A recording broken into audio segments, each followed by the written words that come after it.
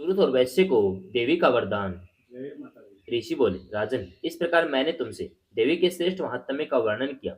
जो इस जगत को धारण करने वाली हैं, उन देवी का ऐसा ही प्रभाव है। जय माता दी। वे ही विद्या उत्पन्न करती हैं। भगवान विष्णु की माया स्वरूपा उन भगवती के द्वारा ही तुम ये वैसे अन्य अन्य विवेक की जन मोहित होते हैं, मोहित हुए हैं, और इसी प्रकार आगे भी मोहित होते रहेंगे।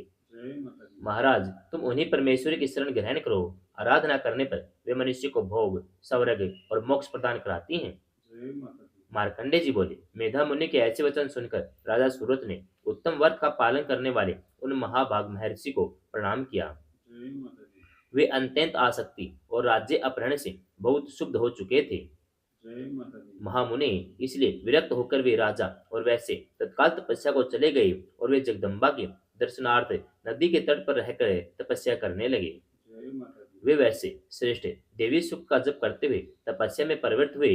वे दोनों नदी के तट पर देवी की मिट्टी की प्रतिमा बनाकर पुष्प, धूप, हवन आदि के द्वारा उनकी उपासना करने लगे। जय माता दी। उन्होंने पहले तो अपने आहार की मात्रा धीरे धीरे कम की, फिर बिल्कुल निराहार रहकर देवी में ही मन लगाए एकाग्रचित होकर देवी का चिंतन करने लगे। जय माता दी। वे दोनों अपने शरीर के रक्त से सिंचित बलि देते हुए लगातार 3 वर्ष तक संयम पूर्वक उपासना करते रहे। जय माता दी। इस पर प्रसन्न होकर जगत को धारण करने वाली चंडिका देवी ने प्रत्यक्ष प्रकट होकर कहा। देवी ने कहा, हे राजन, तथा अपने कुल को परमोदित करने वाले वैसे तुम लोग जिस वस्तु का विलासा रखते हो वह मुझसे मांगो, मैं संतुष्ट हूँ, अतः तुम्हें वह सब कुछ दूंगी। जय माता दी। मार्कंडे जी बोले, तब राजा ने दूसरे जन्म में नष्ट न होने वाला राज्य मांगा और इस जन्म में भी शत्रु की सेना को बलपूर्वक नष्ट करके पुनः अपना राज्य प्राप्त कर लेने का वरदान मांगा। जय माता दी।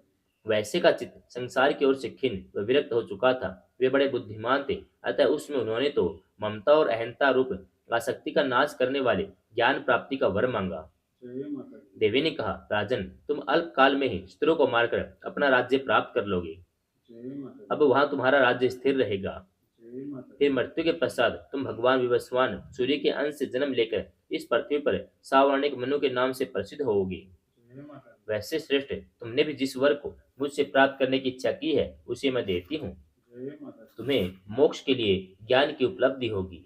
जय माता दी। मार्कंडे जी ने कहा। इस प्रकार उन दोनों को मनोवांछित वरदान देकर उनके द्वारा भक्ति भाव युक्त अपनी स्तुति सुनकर देवी अंबिका तत्काल अंतर्धान हो गई। जय माता दी। देवी से इस प्रकार वरदान पाकर क्षत्रियो में श्रेष्ठ सूरत सूर्यांश से जन्म ग्रहण करके सावर्णी नामक मनु होंगे। जय माता दी। देवी महात्म्य में सूरत और वैश्य को वरदान नामक 13वां अध्याय समाप्त। जय माता दी।